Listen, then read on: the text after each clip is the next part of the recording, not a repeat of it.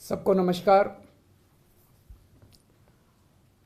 मुझ पर आरोप लगाए जा रहे हैं कि केजरीवाल फ्री की रेवड़ियां बांट रहा है, केजरीवाल फ्री बीज दे रहा है। मुझे भद्दी भद्दी गालियां दी जा रही है, मेरा मजाक उड़ाया जा रहा है। आज मैं देश के लोगों से पूछना चाहता हूं कि मैं क्या गलत कर रहा हूं। दिल्ली के गरीबों के बच्चे, मिडिल क्लास के बच्चों को मैं सरकारी स्कूलों में शानदार शिक्षा दे रहा हूं, लेकिन फ्री में शिक्षा दे रहा हूं। मैं लोगों से पूछना चाहता हूं कि क्या मैं फ्री की रेवड़ियां बांट रहा हूं या देश की नींव रख रहा हूं। दिल्ली के सरकारी स्कूलों में 18 लाख बच्चे पढ़ते हैं। इन 18 लाख बच्चों का भविष्य अंधकार में था। अभी तक हमारी सरकार बनी थी उसके पहले जैसे देश भर में सरकारी स्कूलों का बेड़ा गर्क है, देश भर में सरकारी स्कूलों की बुरी हालत है, वैसी दिल्ली के सरकारी स्कूलों की हालत थी। पढ़ाई होती नहीं थी, सरकारी सारे स्कूल टूटे फूटे पड़े थे, दीवारें टूटी हुई थी, छतें छू रही थी, ब्लैक बोर्ड था नहीं, डेस्क नहीं थे, नीचे बैठे रहते थे बच्चे, उनकी कोई पढ़ाई नहीं होती थी। 18 लाख बच्चों का भविष्य बर्बाद था। आज अगर हमने इन 18 लाख बच्चों का भविष्य अच्छा कर दिया, अगर मैं इन बच्चों को अच्छी शानदार शिक्षा दे रहा हूं लेकिन फ्री में दे रहा हूं, तो मैं क्या गुनाह कर रहा हूं। सरकारी स्कूलों में पहली बार आज़ादी के बाद से पहली बार 75 साल में पहली बार 99% से ज़्यादा नतीजे आए हैं। मैं अगर अपनी बड़ाई खुद करूं तो कहा जाएगा कि केजरीवाल खुद अपनी बड़ाई कर रहा है, लेकिन नतीजे 99% से ज़्यादा नतीजे आए हैं सरकारी स्कूलों के। प्राइवेट स्कूलों को भी पीछे छोड़ दिया। पिछले कुछ सालों में 4 लाख बच्चों ने दिल्ली के प्राइवेट स्कूलों से नाम कटा के सरकारी स्कूलों में भर्ती हुए हैं। ये कोई छोटी बात नहीं है। आज गरीबों के बच्चे आईआईटी के अंदर कंप्यूटर, मैकेनिकल इंजीनियरिंग की पढ़ाई पढ़ रहे हैं, नीट के पेपर पास करके डॉक्टरी की पढ़ाई पढ़ रहे हैं। एक लड़का है गगन, उसके पिताजी कार्डबोर्ड बनाने, गत्ते के डिब्बे बनाने की फैक्ट्री में मजदूरी का काम करते हैं। कोरोना में वो नौकरी भी छूट गई, 15,000 रुपये महीने कमाया करते थे। आज गगन का एडमिशन आईआईटी धनबाद में कंप्यूटर इंजीनियरिंग में हुआ है। उससे पूछ के देखिए कि क्या केजरीवाल फ्री की रेवड़ियां बांट रहा है या देश का भविष्य बना रहा है। ऐसे हजारों बच्चे हैं जिनका भविष्य आज सुनहरा किया हम लोगों ने।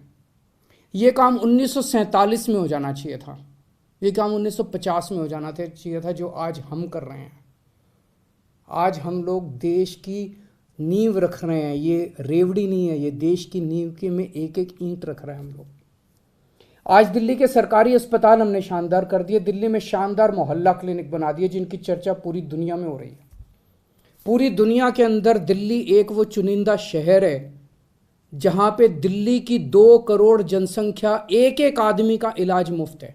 एक एक आदमी का, 2 करोड़ लोग रहते हैं दिल्ली में, एक एक आदमी का इलाज मुफ्त है, चाहे वो गरीब हो चाहे अमीर हो। हम ये नहीं पूछते कि कौन सी जात का है, कौन सी धर्म का है, अमीर है, गरीब है, आदमी है, औरत है, छोटा है, बड़ा है, जो भी आदमी है हर एक का इलाज मुफ्त है। 30 लाख, 40 लाख, 50 लाख रुपए का भी अगर उसका ऑपरेशन का खर्चा आएगा, उसकी सारी दवाइयां, उसके सारे टेस्ट, उसके सारे डायग्नोस्टिक्स, सब कुछ उसका मुफ्त होता है। सारे मोहल्ला क्लिनिक्स के अंदर उनका इलाज मुफ्त होता है। क्या मैं ये फ्री की रेवड़ियां बांट रहा हूं? आज दिल्ली के अंदर अगर किसी का एक्सीडेंट हो जाए, हमने एक फरिश्ते स्कीम बनाई है, अगर किसी का एक्सीडेंट हो जाए तो उसको हमने कहा है कि उसको नियरेस्ट अस्पताल में ले जाइए। आसपास जो भी अस्पताल हो, चाहे कितना भी महंगा अस्पताल क्यों ना, उसे उठा के ये नहीं सोचना कि मैं कभी उसे नियरेस्ट अस्पताल में ले जाइए। उस आदमी को ठीक करने का सारा खर्चा दिल्ली सरकार देती है। फरिश्ते स्कीम कहते हैं हम इसे। मैं एक आपको उदाहरण देता हूं। विकास सानी साहब हैं, ईस्ट दिल्ली में रहते हैं।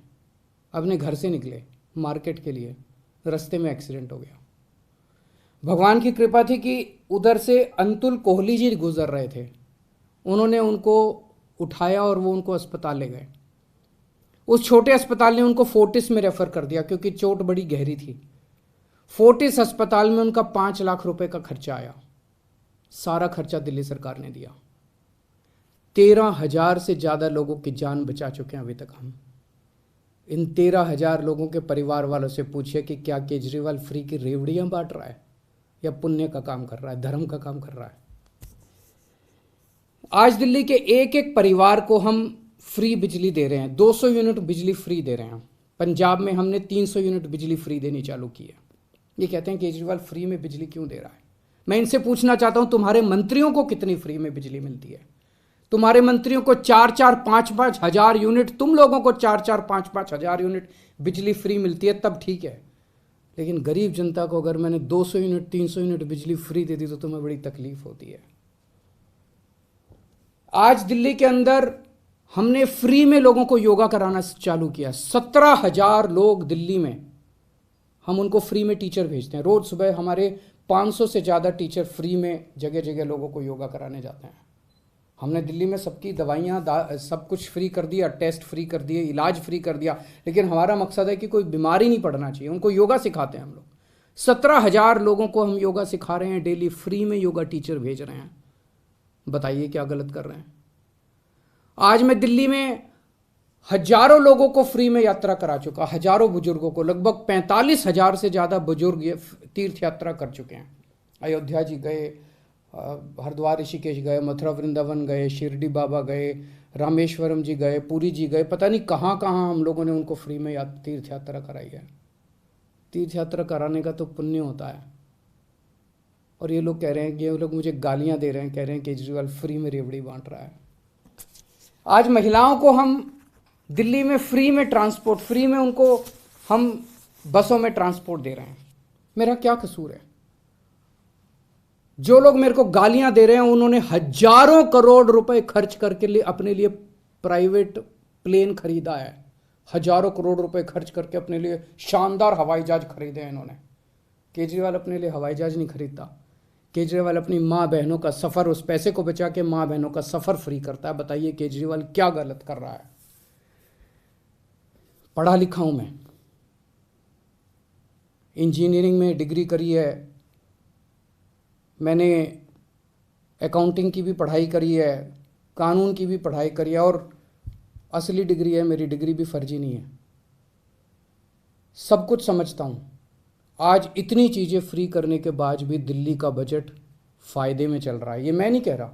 अभी थोड़े दिन पहले सीएजी की रिपोर्ट आई है, और सीएजी की रिपोर्ट ने कहा है कि 2015 के बाद से, जब से केजरीवाल की सरकार आई है, तब से दिल्ली का बजट नफ़े में चलने लगा। उसके पहले घाटे में चलता था। तो बजट भी नफ़े में चल रहा है, कोई नया टैक्स नहीं बढ़ाया, भ्रष्टाचार ख़त्म कर दिया।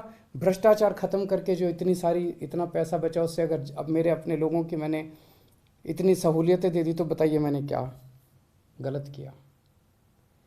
मैं बताता हूं आपको फ्री की रेवड़ी क्या होती है, और मैं बताता हूं आपको इस देश में फ्री की रेवड़ी कौन बांट रहा है। एक कंपनी है बहुत बड़ी, उस कंपनी ने लोन लिया कई बैंकों से, खा गए वो लोन, बैंक दिवालिया हो गए, और उस कंपनी ने एक राजनीतिक पार्टी को चंदा दे दिया, कुछ चंद करोड़ रुपए का, और उस कंपनी के खिलाफ सरकार ने कोई एक्शन नहीं लिया। ये फ्री की रेवड़ी है। जब आप अपने दोस्तों के हजारों हजारों करोड़ रुपए के लोन फ्री में माफ कर देते हैं, ये फ्री की रेवड़ी है। जब आप विदेशों की यात्रा में जाते हैं और विदेशों की यात्रा के बहाने आप अपने चंद दोस्तों के लिए वहां ठेके लेते हैं विदेशी सरकारों से, ये फ्री की रेवड़ी है। आज देश में दो किस्म की राजनीति चल रही है, एक ईमानदार राजनीति, एक भ्रष्टाचारी राजनीति। ईमानदार राजनीति वो है जो आज आम आदमी पार्टी कर रही है। हम एक एक चीज में पैसा बचाते हैं, एक एक चीज में पैसा बचाते हैं, और वो पैसा बचा के हम जनता को सारी सुविधाएं दे रहे हैं। और दूसरी है भ्रष्टाचारियों की राजनीति। बड़े बड़े हजारों करोड़ रुपए के ठेके दिए जाते हैं, हजार, ताकि खूब पैसा बनाया जा सके। हजारों करोड़ रुपए के ठेके देते हैं, अपने को देते हैं, अपने दोस्तों को ठेके देते हैं वो सारे, और सारी सुविधाएं अपने मंत्रियों को देते हैं।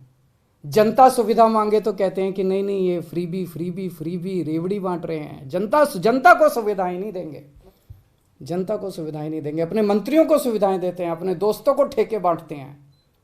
ये भ्रष्टाचार की राजनीति है। आज जनता को तय करना है, देश को आज मैं पूछना चाहता हूं, जनता को तय करना है, ईमानदारी की राजनीति चाहिए कि भ्रष्टाचार की राजनीति चाहिए। मैं भारत को नंबर 1 बनाना चाहता हूं। मेरी ज़िंदगी का एक ही मकसद है, भगवान से एक ही प्रार्थना है कि जब तक मैं जिंदा हूं, मेरे जीते जी मैं भारत को दुनिया का नंबर 1 देश देखना चाहता हूं। 75 साल हो गए आज़ादी के, 75 साल।